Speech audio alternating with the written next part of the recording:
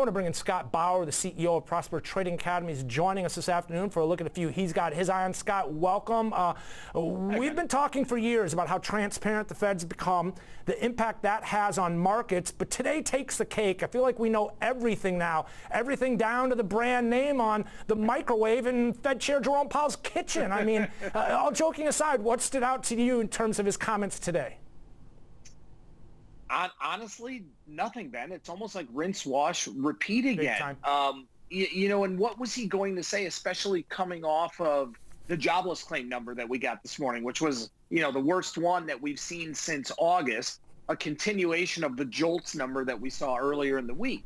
So what were they going to say other than they're going to let the labor market run hot if and when we get to that point, which hopefully we do. They're going to let inflation run hot, hotter than the 2% target, so it averages out. And again, no rush to raise rates.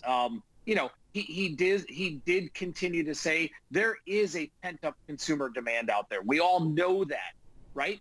But he's not worried about runaway inflation because it all depends when we can get out there and start doing things again. Yeah, he's not worried about it also because he said we are a long way from a maximum employment. And, Exactly. Scott, you said what else was he going to say? I actually tweeted this afternoon, if he threw a shoe up in the air and said, won't you be my neighbor, with that shirt, that sweater that we had on there, I swear that was an interesting scene to say the least. This is these pandemic trends that we're seeing. It's this day and age. Should be watched. All right, let's move on here. We've got a couple stocks on your radar as well. It looks like I saw Taco Bell is, well, as they put it, starting fresh in 2021. I saw they announced plans to team up with Beyond Meat. Yeah, this was, I don't want to say a surprising move, but it's the first time that they're going outside of the company to develop new menu items. So, it's obviously a really good short-term bump here for Beyond Meat here. Technically speaking, though, I'd be very cautious about Beyond. If you look at the technicals, Ben, and if you put it up on the charts there, you'll see the 50 and the 200-day were just about ready to cross to the downside, meaning that death cross, a very bearish signal. Now, we may have avoided that at least for a few days or maybe a little bit longer because of this run up today. But if you look at the history of Beyond and the way that chart, looks, I'd be very, very cautious on that run up. Now, Yum, to me, on the other hand, this is extremely positive for Yum, and I can see that stock easily hitting that 120 level sooner rather than later. All right, I'm trying to just get that up here. Give me 1 second because I did want to show, as Scott was talking about, that 50 and the 200-day moving average. This will just take me 1 second, Scott, and Sorry, boom, there it is. Take a look. You can see, again, as Scott mentioned, they are crossing over here with this move up and beyond, and something to keep an eye on here, as Scott mentioned. Scott, let's talk a little bit about Yum in terms of the reaction to this and a potential for some follow-through here. What are you seeing in that stock? I like it a lot. Like I said, I think this stock can hit 120 here. And what it's really done is lay the groundwork moving forward, that they're not going to be afraid to move outside of their own core, their own business, if they see, the possibility of a great partnership. Okay, let's move on here because you've got a couple other names on your radar. We mentioned at the top of the show how we have big banks, which are set to report tomorrow. Yep. With rates on the rise, the yield curve steepening, the expectations are high. What exactly should we be looking for in terms of these quarterly reports tomorrow? They are high, and I'm very bullish. I've been very bullish banks for a long time here, but this might be the perfect setup for a little bit of a sell the news type of situation. I mean, take for instance, JP Morgan, which I still consider to be best in class. I would not want to short it. I'm just not so, sure you'd want to get into a long position here. Stock's up 13% this year. It's up 50% since the end of the third quarter. It's pushed through its all-time high of just a year ago.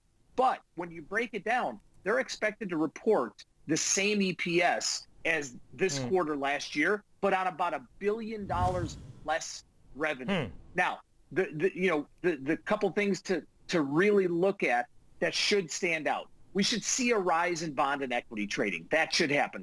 For the end of the year, there was really good trade out there. Net interest income, it was down 9% in quarter three. This could be the key metric. where do they see that moving forward now with, yields actually pushing a little bit higher? So I love the banks in general. I love JP Morgan, standout.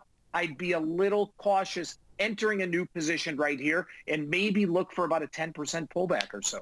Any thoughts on Wells Fargo, WFC? I mean, they're really trying to get something going here to the upside. Recently up and through, back into levels that they hadn't seen since March. They've been a bit of a laggard, but it looks like they're finally willing to join the party. Yeah, in full disclosure here, myself and my clients, we just put on some put spreads going into earnings for the earning print. So, I'm very cautious about Wells. I think that they still have some issues. All right, Scott, with Wells potentially with some issues, JP Morgan potentially could benefit, could provide some good results and take off from here. I mean, what's the play here? Is it through some of these individual names, the options related to, or is it just kind of coming in with the XLF or something on an ETF play? I think each bank here is going to trade on its own volition. I think when we get JP and Bank and Citi and Goldman, next week, I think you almost have to look at them individually right now during earnings season. 2 weeks from now, 4 weeks from now, if somebody wanted to take a viewpoint on the entire sector, yeah, I would look at XLF. But right now, I think there's so many differences amongst the big banks. You have to look at them individually. Okay, XLF into a, most recent level up to 3162 today, a new high. We're talking multi-month high and breaking out above those highs that we saw back in February. Actually, let's just pull this back here. I want to see when the last time, we have to go even further back here in terms of the last time. We can see these levels, and that actually looks like a new all-time high there for this ETF. So something to keep an eye on here if we can get some follow-through, or if earnings don't come in and impress investors here right now, this could be, it looked like potentially a triple top up at this level. Scott Bauer, really appreciate joining us.